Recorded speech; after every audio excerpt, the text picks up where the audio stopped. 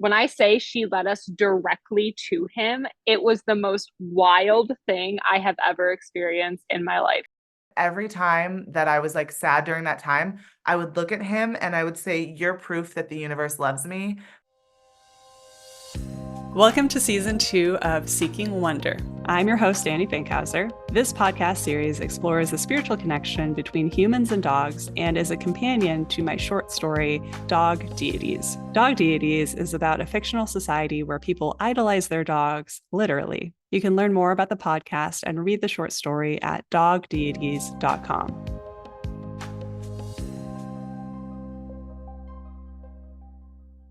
Welcome back to the podcast. I'm Danny, your host. And so one of the goals of this show, this season that's focused on animal communication, is to really show people what's possible and kind of just open up our minds around the way that we relate to the animals in our lives.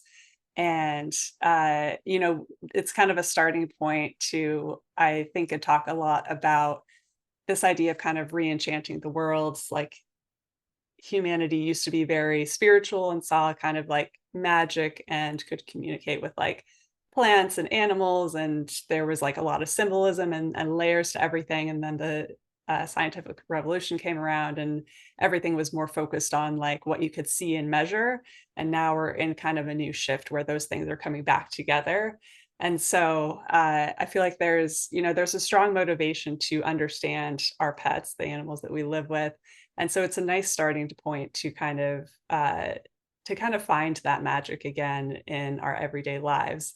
So it's been super fun to interview people who are experts. We've had an academic on, we've had a lot of animal communicators who do this as their work. But what I've been really excited about is getting together a group of people who have done animal communication more on the client side, or had an experience with connecting with their pet in a more mystical manner, just because it gives us, a bit more of the practical takeaways around it, and also, yeah, I think it just kind of lifts the veil a bit more. There's in my research around this, there's just a lot of variety in the types of animal communication and what people are able to learn and how they're able to use it, integrate it in their lives. So I've found people who come from very different stories, very different angles on it, to kind of give more of a bird's eye view, so that if someone is coming into this, if they have a pet and they're thinking about doing a session or just exploring, communicating directly with their own animal, just to get some inspiration and also just get some context around what is possible and what's out there. So to get started, I would love to start with Alyssa C, and hear more about your experience with your pet and working with an animal communicator. Yeah, so my story is crazy. So it's about my cat. In 2019, my then boyfriend, but now husband, and I went on a small family vacation with his family, and my two sisters stayed and watched my house. And at the time, we had one of those, like the door handles that can like pull down. Well, my cat, his name is Walter, knows how to open those types of doors. And so he would open that door if it wasn't locked. He opened the door and he let himself out, because he used to be an outside and indoor cat, and then I moved to a condo, and so he likes to go outside. And he let himself out, and she had to call me while we were in Florida and be like, the cat got out and we cannot find him anywhere. And so I was a wreck. Like, this cat is my baby. I was a disaster. We was like 12 hours until we actually got to go home. And then we looked everywhere. This is also February in Ohio, by the way. So it's miserable outside. We looked everywhere. I mean, we had like search parties and all of like the forums off, like up everywhere all over the town. We were offering a reward, like crazy, looking for our cat. It had been 7 days. 7 days he was missing. We were like, we don't know what else to do. Like, we're just kind of like understanding he's probably gone. Go Did you ahead. come home from your trip early, like immediately? No, Oh, okay. no. We were scheduled to come home like the next day after she had called. Oh, gotcha. And during that time, like, yeah, my parents, like, oh, but my dog is here too. My parents and everybody was looking for the cat. And so, yeah, 7 days went by. We were completely like, we don't know what else to do. And somebody, I wish I could remember who, somebody suggested to me to contact the pet psychic. And we were like, and my husband and I are super spiritual. This was really at the beginning of our like spiritual journey though. And so we were like, let's just do it. Like, we have nothing to lose. Like, we have to find him. Let's do it. So we did. Her name's Animal Communicator Rose. She was so sweet. She like led us through the whole process of connecting with Walter and all of the things that like we should do to really, really connect with him. And I was all in. I was like, I'll do whatever I have to do. She connected with him, told us that he was somewhere, and she was describing his smells like as like gasoline or like a diesel smell. She said he was like experiencing some sort of like a tube, and she's like, he's in some sort of a tube. And at first we were like, is he maybe like in a ditch somewhere and like in one of those? And then she's like, he can see a red building, like a small red building. And she kept saying he's safe, he's scared, he got turned around and he can't find his way home. She said he even told her that it was windy that night. He felt the wind that night, and there was absolutely a windstorm. By the way, I'm in Ohio. She was in like North Carolina or something. Like, no way she could have known any of that. So she said, Walter's saying, you know, he got turned around with the windstorm. He can't find his way back home, but there's a creek. So he's getting some water. There's a creek right behind. He's just looking for you, but he's very, very scared. And so she said, if you have any idea where this place could go, she said, don't yell for him. Just go walk around and just talk to each other. And immediately my husband and I were like, oh my gosh, like, yes, we know exactly where she's talking about. Cause it was like, maybe, I mean, not even a quarter mile from our house. Like, it was super, super, super close. It was behind our fire station. So we walked over there and we're just having a conversation with ourselves. And by the way, we had been over there multiple times looking for him throughout the 7 days. She's like, just talk to each other and he'll feel more comfortable. We were there for less than 5 minutes, and all of a sudden we hear this little meow. And we were like, did you hear that? Like, we were freaking out. We're like trying not to get worked up and like scare him. And we just keep talking. He does it again. And I was like, oh my God. And so we turn around and he literally walks out of this like big, it's one of those like construction things that they put under for like sewage or like water or that kind of thing. He was in a big tube. He walks right out of it, sits right down where he's facing this little like red like storage building, facing it, and just sits there and looks at us. And I like lost it. I was just sobbing. I was like, oh my gosh. And we tried not to like rush him to scare him, but he just like walked right up to us. And I mean, literally, when I say she led us directly to him, it was the most wild thing I have ever experienced in my life. So that was really crazy. We frequently will meet with her. It's been a little while now, but we will meet with her. And afterwards, we did like a quick session once he was home. And he told her that he really wanted more of his wet food because we wouldn't give him, and we wouldn't give him wet food, and he wanted more of it. So now this cat gets wet food every day. And it's so funny. So yeah, we've met with her since then. When we got our puppy, she met like with us and like talks about the dynamics between the animals. So it's a crazy story. Yeah, that's amazing. And I'm always so curious about this, like, especially because you were saying like you had looked in that area before. Do you think that like her connecting with him like triggered for him to watch for you and to know that you were looking? I think so, for sure. I mean, the timing of it and how effortless it was, like, it was just, there's just no way that any of that was just a coincidence. It was too perfect and too completely aligned that, yeah, there was just too much for sure. Yeah. Yeah. I think about that too. Like with my dog, it's like someone could give me a list of like all the right things to do, but like there is something about asking the dog and like letting them be heard, that helps them know that you're trying. It's a relationship that you're like Yeah. trying to like bring in their point of view. Uh, Yeah. and that's awesome that you've kept up the session. So what's that been like? Like what else have you learned about the dog or about their relationship with each other? Yeah. So one of the cool things that she'll do is, so we have two kids and they're 11 and four, almost 11 and 14 now. Then we have two cats and then the dog. And one of the things that she'll frequently do is tell us about how each pet perceives themselves in like the hierarchy in our house. And it's so funny because the dynamic is always spot on. She's like, Walter, that was the cat that was lost. He's the oldest animal. And, he's always like, well, he's the big brother. He's the one in charge. He thinks he knows everything. 100%. That is the dynamic, and then, Taylor is so sweet. And she even actually, Taylor's the other cat, she even named off like who each animal's person is and how they feel drawn to each person.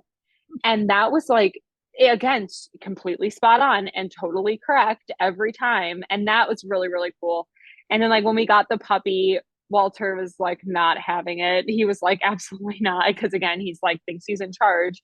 But she communicated with them. And, she said Walter kept thinking the dog was going somewhere else. Like he was just staying for a little while. So he had to get used to like, okay, the dog is staying. I have to, so she communicated with him to let him know the dog is staying. And then, she really taps into the dog's energy too. And he's just like a fun, free baby spirit. Like, and he's a pug. He's literally on my lap, Velcroed to me all the time. And so she really does a lot with that. And it's been so cool. It has been really, really cool to learn a little bit about each animal and their dynamics and what they need and what they're asking more of. So yeah, super, super cool. Yeah. Yeah. And I like that, like, it is that two-way communication where it's like, you don't just like learn through the animal communicator, but you get to like, how can I like, tell the cat that the dog is here to stay, Yeah. pass that information along. I feel like with my dog, like no matter how many times I tell her I'm leaving, I'm going to come back. I wish that she could just like understand that a little bit easier. Yeah. So let's switch over to Alyssa L, because you have a very different story, but a very deep connection with your dog. Yeah, so my animal communicator is the plant medicine Mother Ayahuasca. I was doing a really intense ceremony and I had just actually lost my two other dogs. They were like 15, and I had just adopted my dog Teddy. And I was grieving the loss of a child in another life during this ayahuasca ceremony, because all this past life healing. And Mother Ayahuasca literally told me that Teddy was that same soul. And the reason he came in a dog's body was because he knows I don't want to have kids in this life. And it's that idea of like spirit babies that, like, had I had a child in this life, he would have been that child, but he chose to come as a dog because that's what I wanted. And when the medicine, it like speaks to you in your head, it was like telling me that he was this child that I was grieving while I was grieving. It completely made sense. I love him more than like I've ever loved anything in the entire universe. He's over there right now. And it just gave me so much peace with the grief because it felt like I lost that child previously, but like that he is always going to be with me. And so were you also grieving the loss of the other dogs at that time too? Yeah, so like a lot happened. Both the dogs had died, and it was weird because Teddy came into my life like within a month, and I would have normally taken a longer time to, grieve because one of the dogs I'd had for 15 years. And one of the other dogs that passed was a Yorkie, and I had never had a Yorkie. And then after he passed, I thought, I just want a Yorkie puppy, but it needs to be adopted. And Teddy was a puppy. I found him on an adoption site. It was like a miracle. Like, I was like, there's no way they're gonna let me have this dog. Everyone wants this dog. Like, he's a Yorkie, he's a puppy, he's adorable. And he was like meant to be mine. Yeah. So what was that story like of how you guys connected, and like how did you know that it was the right dog for you? So recently, right after my dogs died, my mom sent me some dogs up for adoption, and I didn't want, and it got me starting to look. Something told in my head, you want a Yorkie, go on like Yorkie Rescue, like Google Yorkie Rescue. And I was like, okay. So I end up on some site that I was like going through and they had all these mixed Yorkies and one of him, and I saw a photo of him and my heart stopped and I was like, oh my God, that's my dog. So I filled out the application. I called them a bunch of times, nothing. And I like actually grieved it because I saw once I saw him, I knew he was mine. And then I had this like disbelief, like it's impossible. They were not calling me back. I'm never gonna get him.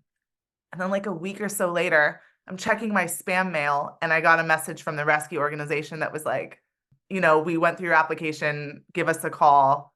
And I felt like my heart stopped. And the minute I saw him, I was just like, they handed him to me and I was like, I just love him so much.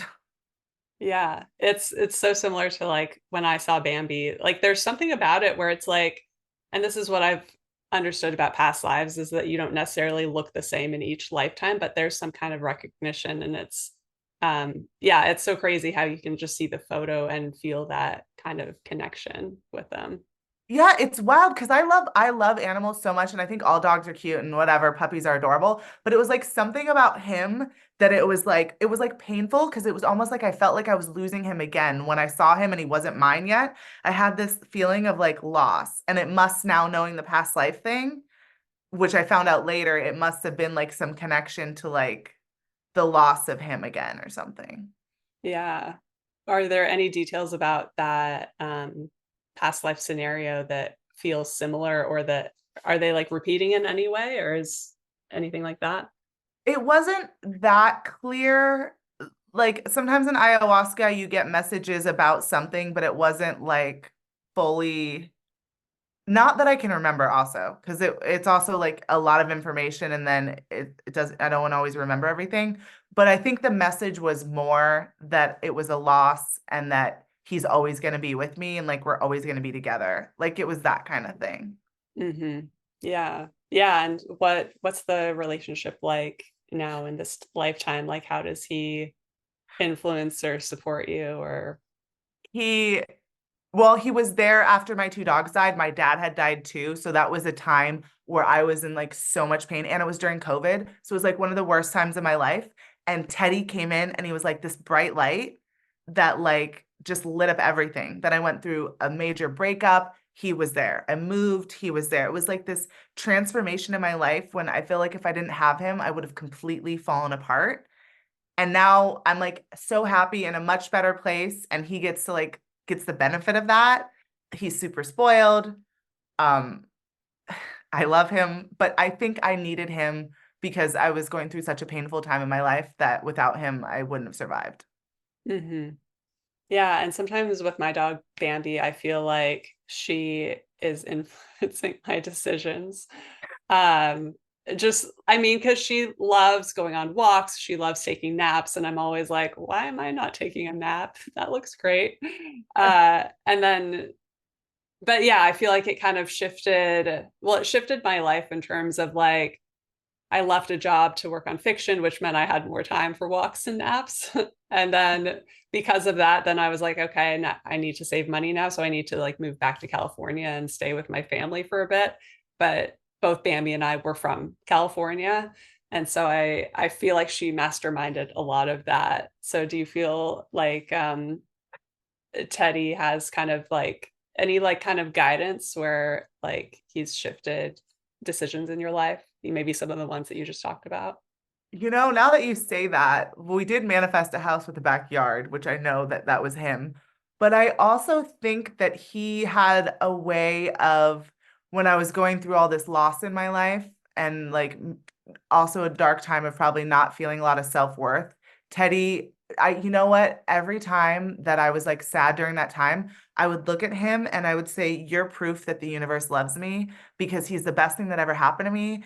And I think it made me realize like it was like feeling God's love, the universe's love, like this little creature is showing me that I can have better. And that kind of like quantum leapt my life because I started to feel love for myself because if he Mhm. loves me this much and I think he's amazing. So I think he's very powerful. Yeah, definitely. Yeah. Yeah. I feel like dogs really specialize in that unconditional love. Yeah, they teach, I think that that's what they're here to teach us, honestly, is unconditional love. Yeah. Yeah. All right. And so then switching over to Kia, I loved your story because it tells us just such a different side of animal communication, and also just like the wide variety. Because when I did research, there was kind of like people would call themselves a pet psychic if they were doing more of what Alyssa described, where like they're finding a lost pet, and then there's like intuitive animal communication where it's almost like a mix of coaching, where it's like you hear a bit about maybe an issue like separation anxiety, but then there's also like some of my sessions have been this, where like I'm getting advice about my life based on what is happening with Bambi. And then your session was something that I'm super interested in, which is because I adopted Bambi when she was 10. And so like learning about what the dog's life was before. So yeah, do you want to dive in and share like how you found this animal communicator, and what you went for and what the experience was like? Yeah, sure. Hi. Well, thank you for all the stories. They were really heartwarming so far. Yeah, so my story takes place mostly in 2019 when I adopted my dog. Maitri is his name, which means loving kindness in Sanskrit. I'm from Germany, so that all happened in Germany. And he was a street dog from Romania. And the story I found him is a little similar to Alyssa L's. So I've had this wish on my mind to have a dog for forever. Like since I've been as a kid, I was the dog walker of the whole neighborhood. So that wish was always with me. And at some point in summer 2019, my best friend visited me. And when she left, she looked at me and said, "It's time for the dog now." So I went home and went on the websites for to adopt animal or to adopt dogs. And I found him and I saw his picture, and it was love at first sight. And it also took a little bit for me to actually get him, but I think like maybe 6 or 8 weeks later, he came straight from Romania with a van. I picked him up at a gas station. Like that was where they gave him to me. It was kind of creepy. But anyway, so he came and he was incredibly scared. Like he was literally scared of everything. It took about a week before he would even walk by himself. Before that, like on every walk I took him, I had to carry him and just kind of like sit him down in the grass so he could relieve himself. But even that, sometimes he wouldn't do. So it was really, the first week was very rough, but they prepared me for it. It was okay. But he just kept being scared of noise, of people, just like literally of everything. He would not stay home by himself. I mean, he doesn't do that to this day, but like still, he had a lot of anxiety. So I had a roommate in university, and I talked to her a few weeks after I got my tree, and she said, "Well, you know, my mom has been getting into animal communicate," and I had never heard of it before. Like it was the newest thing to me I've ever heard of. So, and I consider myself as a pretty spiritual person. I have a strong spiritual practice, and I'm certainly convinced we're not alone. But yeah, I haven't heard of that at all. So I thought, you know, maybe why not give it a try and just see. And so I had a phone call with her, and she said, you know, I can sit with him, and I would just need a picture of him, and then like sometime within the next week, I'll feel out what would be a good time. And then I'll sit with him, have a talk with him, and I'll get back to you. So I sent her a picture of him. And then around about a week later, she sent me a message and said, so I sat with him and I had talked to him. And I would like to talk to you now and tell you all about it. You might share my opinion that everyone is intuitive. Learning intuitive practices helps me feel more confident making everyday decisions and regulating my emotions. And the online course that I took with Lotus Lantern became a foundation for so many other skills. Reverend Liliana has a compassionate and inclusive teaching style. Follow my affiliate link in the show notes to learn more. I got into meditation because it helped me get past writer's block. But I never had a committed practice until I did meditation teacher training with The Path. Halfway through the 3-month program, I was having vivid cinematic dreams every night, and I could sit cross-legged for 25 minutes without moving. The real reason I love this program is the people that you meet. If you're looking for soul family, try meditation teacher training, and you can find my affiliate link for the path in the show notes. And finally, if you're ready to manifest your own spirit doggy, you'll want to join the workshop and community called To Be Magnetic. This is not your typical manifestation class, but it's a blend of journal questions and hypnosis meditations that help you to excavate core wounds. And a side effect of doing this work is that you make choices from your true center.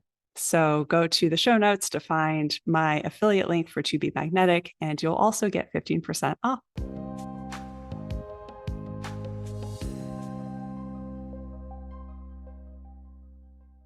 So we scheduled a phone call, and I don't know how long it was, at least like 30 or 45 minutes. She told me like everything he had told her about his previous life, because he was, so the vet said by his teeth, he was about 3 or 4 years old when I got him. So he had quite a few years before that. And so he had told her a very sweet story. He's a very cute, he's a poodle mix, just white and very fluffy and cute. And so he had told her that he grew up with a very nice family and they had a kid and he was super happy there, but the father or the husband of the family never liked him. So he was always a little rough to him. That's why that could kind of explain he is especially scared of men. Not of all men. It always seemed like he kind of like picked the people he was especially scared of, but it was definitely mostly men that he like really reacted on, or even, wouldn't even let them get close to him or pet him or anything. So she told me that he really liked being in this family, and that was a one very interesting thing that I want to come back to later, but she said he was always very proud to be on a leash, that just kind of made him feel like he was a pet, and people would go for walks with him, and that was like, which I found interesting, but I'll get back to that in a moment. So that was one part. Then she also talked a little bit about then at one point, like when he was about 2, she said the father of the family finally decided he can't stay with them anymore, and he didn't want him to be part of the family anymore. And so he literally kicked him out on the street. And that's when he became a street dog. So living on the street for, I don't know, like a year or 2, something like that, he had a pretty rough time because he's a small dog and there are a lot of street dogs in Romania.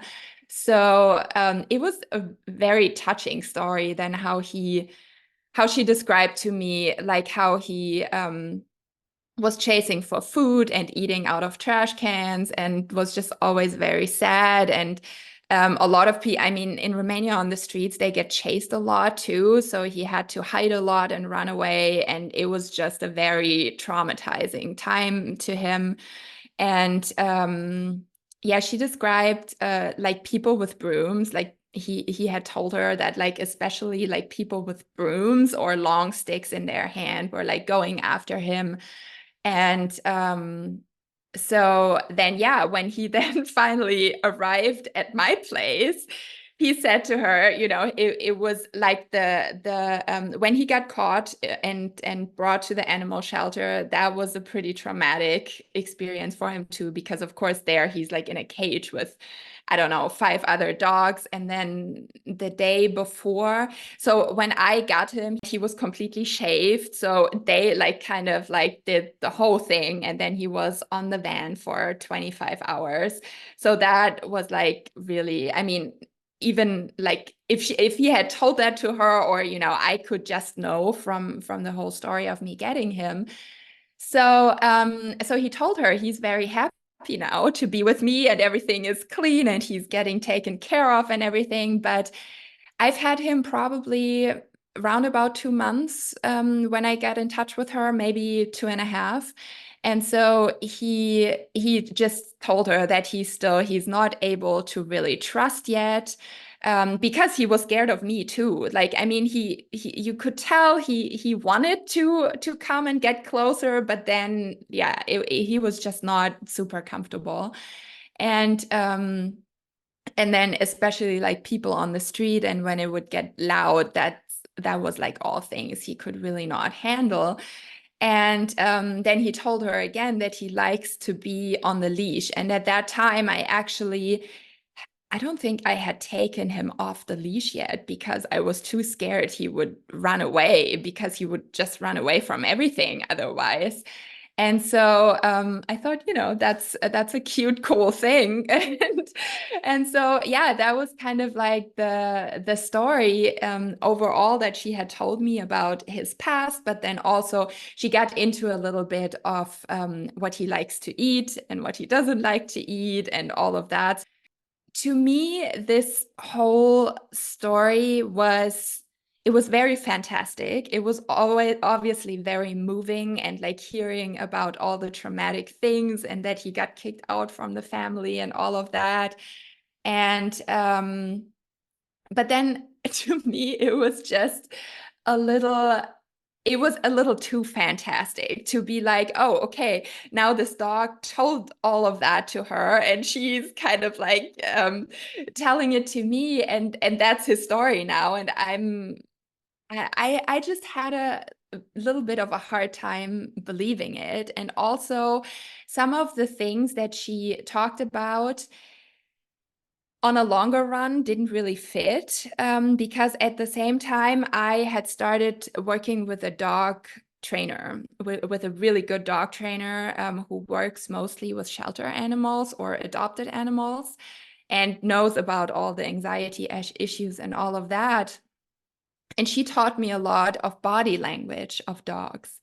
So it was kind of like this parallel stream that was happening. On the one side, I was hearing this story, and I could certainly take little bits of it. And then on the other side, I was working with the dog trainer who taught me a lot, and some things just really didn't fit. And I was in the middle and was like, okay, what is true now? How am I, who am I supposed to believe? And that's when I got more into reading my dog, not in terms of like communicating with him on a psychic level, but like really observing him and reading.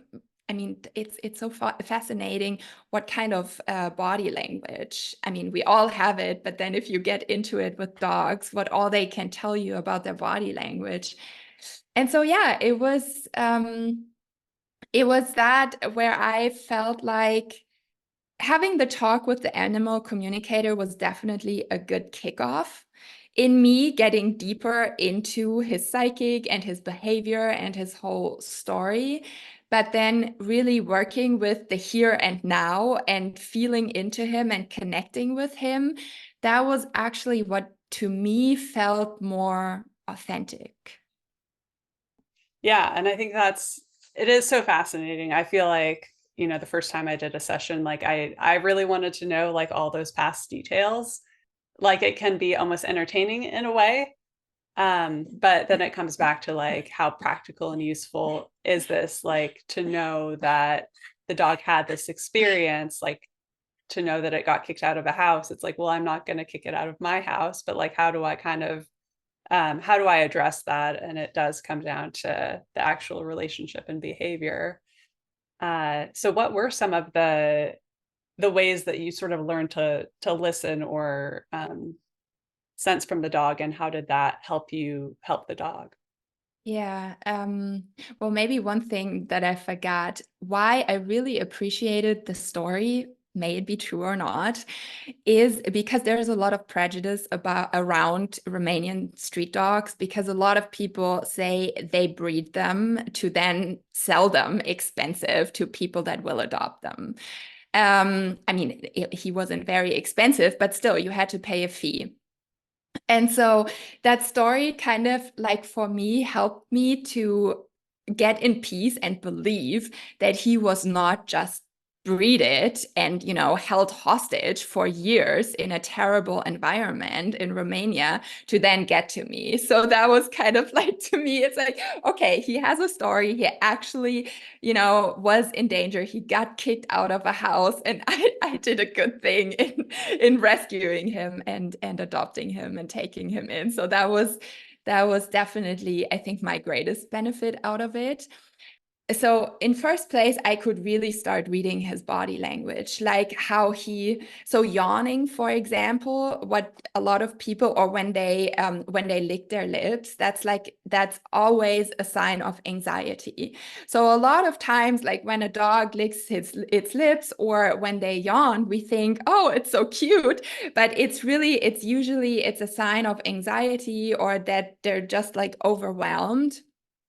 It's usually not a sign that they're just sleepy, or it can be, but in most cases, I mean, obviously you always have to put it in context. If it's just laying in its basket ready to sleep, then yes, he's probably yawning because he's tired. But if you're like in a crowded environment, or it's loud or something else, I observed that on Instagram so much. I mean, as cute as all of those dog videos are that you can watch there, but then you can tell when people are putting their camera or their phone on the dog, and like then even, you know, doing something to it or brushing it or something, and then the dog starts licking its lips and yawning, that is definitely a sign of that the dog is very uncomfortable in that moment.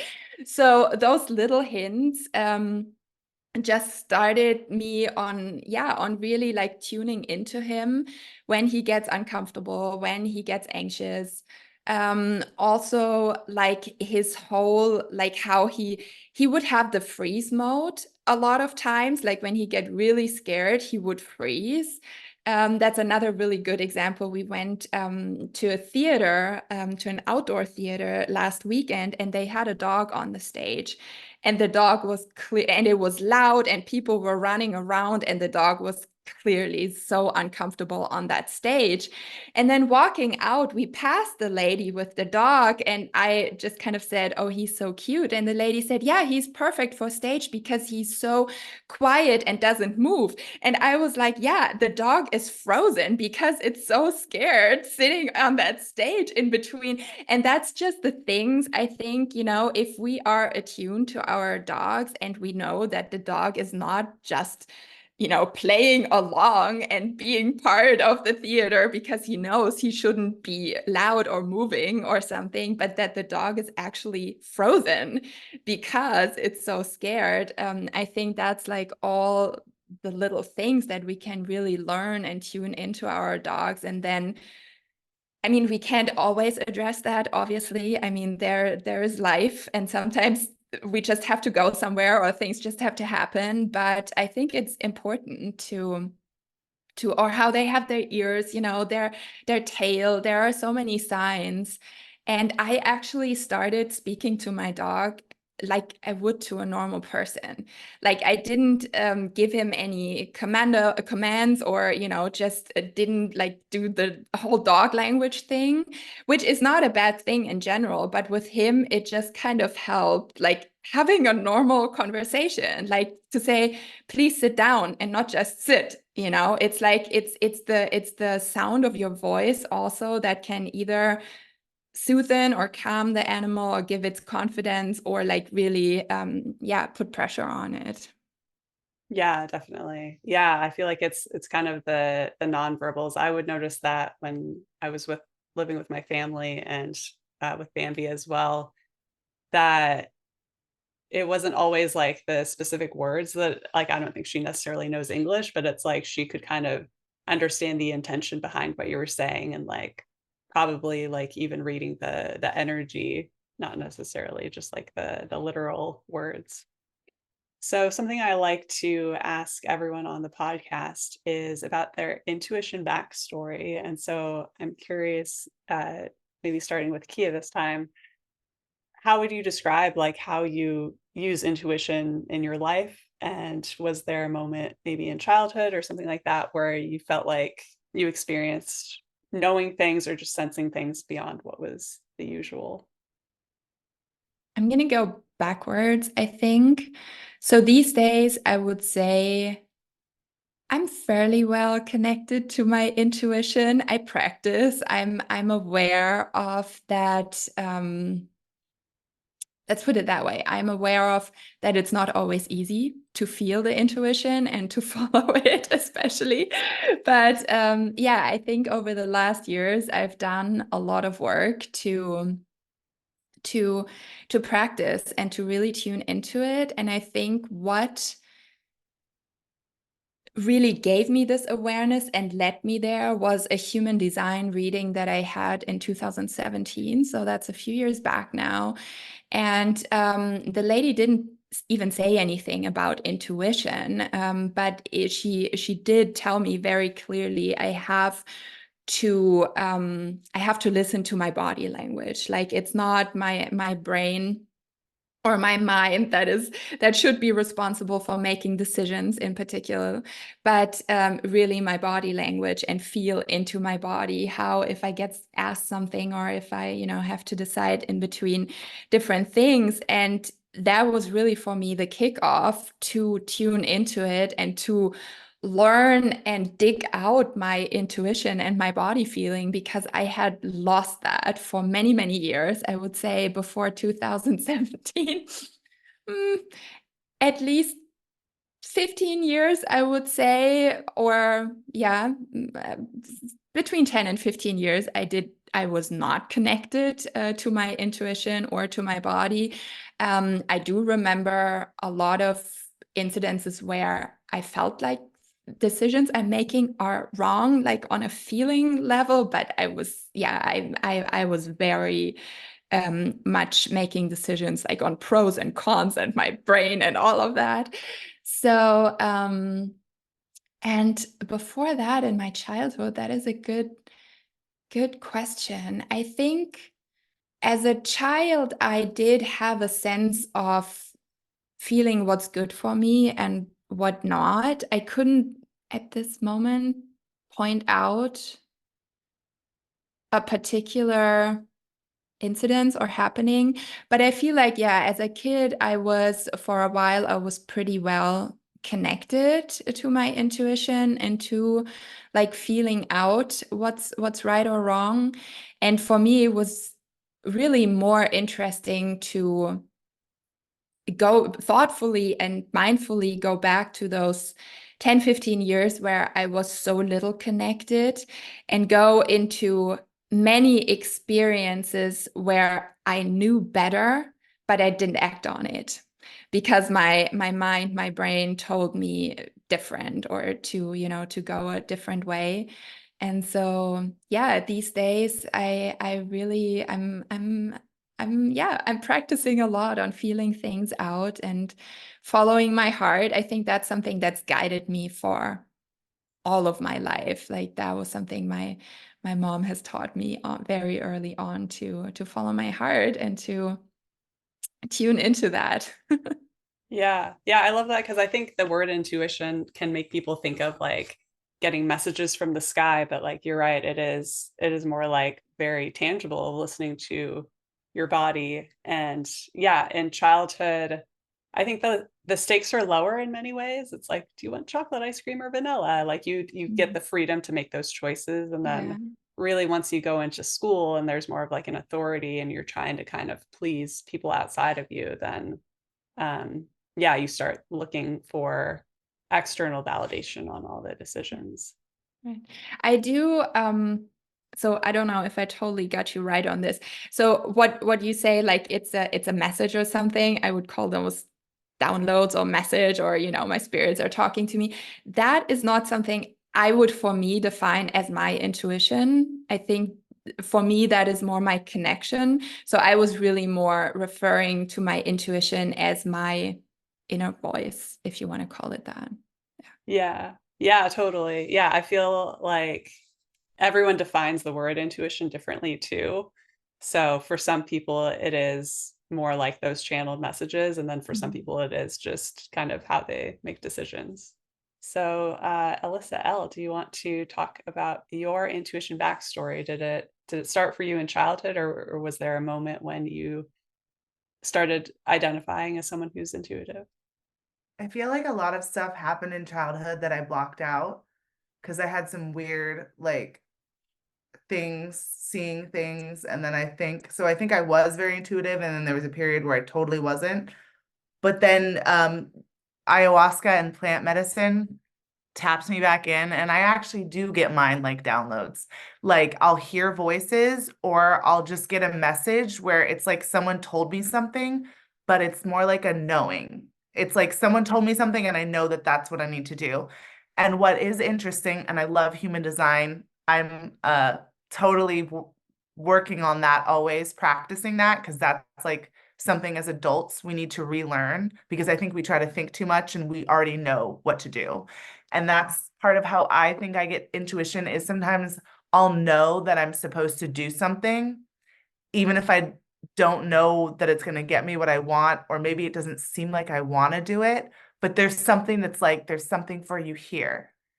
And it's just like trusting that I know what I need to do, and trusting the voice thing. I'm starting to trust more. I sometimes will get the message and I'm like, I don't see how that's going to get here, but it's almost like not trying to think too much about it, and just trusting that if I'm just trusting what's my like intuition and what's like outside noise.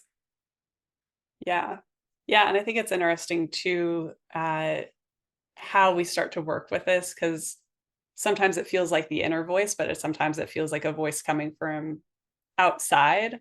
And it probably comes down to just like our own vocabulary, but like it's just however we feel the most comfortable characterizing it, because it is essentially all connected. But yeah, it's interesting to kind of explore the different ways that people think about like where that information is coming from, and then how that plays into how we're able to trust it. And what about for you, Alyssa C, and especially how did your intuition work for you, kind of before the experience that you mentioned, and has communicating with the animals shifted it? Yeah. I think my story of my intuition is kind of similar to the other Alyssa's. I had a bunch of funky things in my childhood and I really shut it down for a really long time, but I didn't realize that's what I was doing. Um, and funny enough, the thing that was like a total catalyst for like my whole spiritual practice, like all of the work I've done. If you guys are familiar with astrology, I was going through my Saturn return, like hardcore going through my Saturn return. And I met my husband. And I was actually married at the time.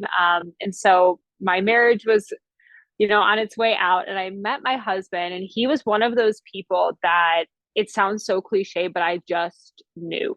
Like, as soon as I met him, as soon as we started having conversations, I was like, whoa, like, there is something really intense about this. And again, I was 28. I was, going through a divorce. I had two young kids. It was just super, super chaotic. Um, but we went through a lot.